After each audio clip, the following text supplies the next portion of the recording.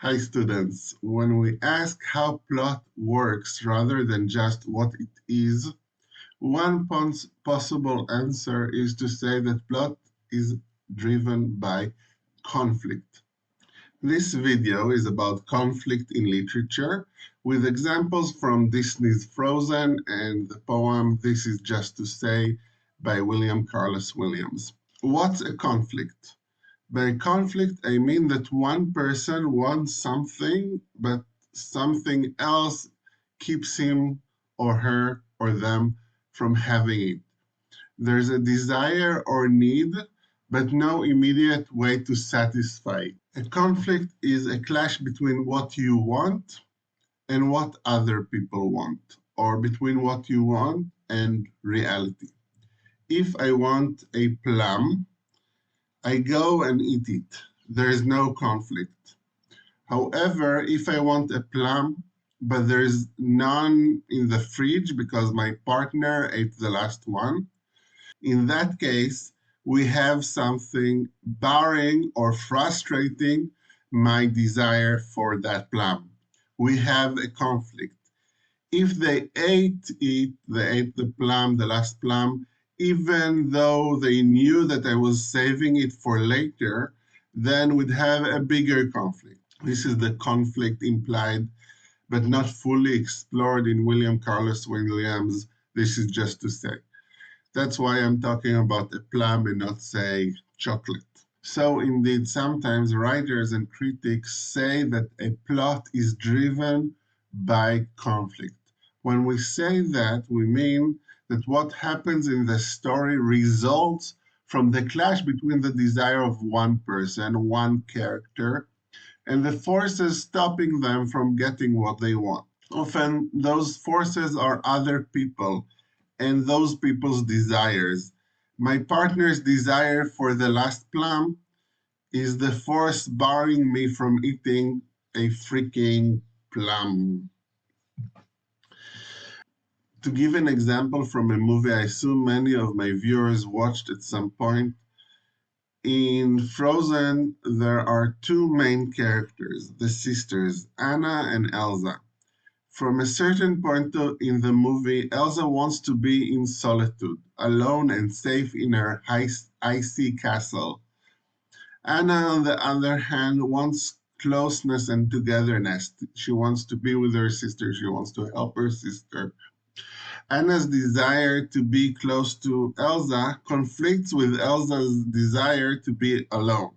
Much of the plot of the movie is about Anna's search for Elsa so they can be together. That part of the plot is driven by the conflict between Anna and Elsa. If you know the movie, you probably noticed that my description is not a full one. It's not full because I only touched on a part of the movie, but it's also incomplete because I presented only one level of the conflict depicted in the film, the interpersonal, the person versus person conflict. I'm getting to a subject often taught as types of conflict in fiction. Some teachers and some YouTube videos will say each story has a certain type of conflict. Something like Ernest Hemingway's The Old Man and the Sea is about a man trying to catch a big fish. So it's a person versus nature type novel. Another story has a man struggling with his own emotions, so it's an internal conflict story. But I think this is a little reductive. So giving each story its own type of conflict is reductive. Instead, I prefer to think that there are levels of conflict. In most good stories and novels, there will be more than one level, and those levels interact and reflect on each other. I will tell you about these levels now, separating them for clarity's sake, not because they are always distinct elements in the story itself. This is a good place to remind you that terms like these are valuable when they help us notice things about the story. They are tools for paying attention. They're not important necessarily in and of themselves. So these are the levels of conflict. conflict within a character, internal conflict, conflict between characters, person versus person, conflict with powerful forces like person versus nature or person versus society, and conflicts between ideas. I will now discuss them one by one with examples. Internal conflicts are those between different forces or desires within a specific character. Our protagonist wants to eat the last plum, wants to eat the last plum, but also wants to be nice to their partner and not eat the last plum. What drive will win at the end? That's an internal conflict. In Frozen, Elsa wants to be alone, but she also deep down knows she needs her sister. She needs companionship. She needs help. Part of the happy ending of that movie is that Elsa finally realizes that she needs her sister.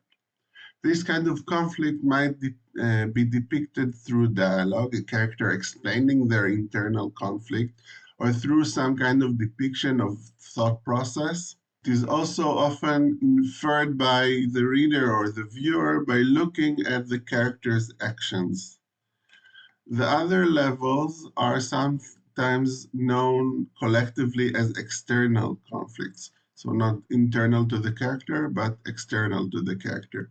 They are between a person, a character, and something that's outside of them. The most common, I think, of these conflicts in most fiction is a person versus person conflict. Two people are in love with the same person, so they fight each other, they compete with each other. Two people want the same plum, so they argue about it. Or if they're adults, they're going to just cut it in half, but that's not a really good story. In Frozen, we already talked about the different desires Anna and Elsa have. You'll notice that Anna's agenda of finding togetherness and helping her sister also reflects an internal force within Elsa, her repressed want of companionship. The external conflict reflects the internal one. There are other person versus person conflicts in the movie. Hans, for instance, wants to take over the kingdom. That puts him in conflict with Elsa, who is the rightful queen, and Anna, who wants to protect her sister. Another level of external conflict is person versus powerful forces. These forces can come from society, like Kafka's character K in The Trial, trying to convince an uncaring bureaucracy, the authorities, that he is not guilty. These forces can be natural, a man struggling to survive in a severe snowstorm, like in Jack London's To Light a Fire, or it can be something more mysterious, like a curse, a destiny. In Frozen, there's a strong element of struggle against nature. Anna and her companions need to survive in a wintry, stormy environment in order to reach Elsa. This is where a lot of the action of the movie comes in. If you know the movie, though, then you'll immediately recognize that this level is connected to the interpersonal conflict. The conflict with nature is connected to the conflict between Anna and Elsa. Elsa is the one who causes winter to come to the kingdom. When using her magical powers in anger, she causes the environment to become hostile. Finally, we have a conflict between ideas. Novels and short stories often put ideas or points of view one against the other. There are some political texts that put ideologies we know in conflict, like democracy versus fascism, but mostly we won't talk about such strict ideologies, but more amorphous themes or ideas.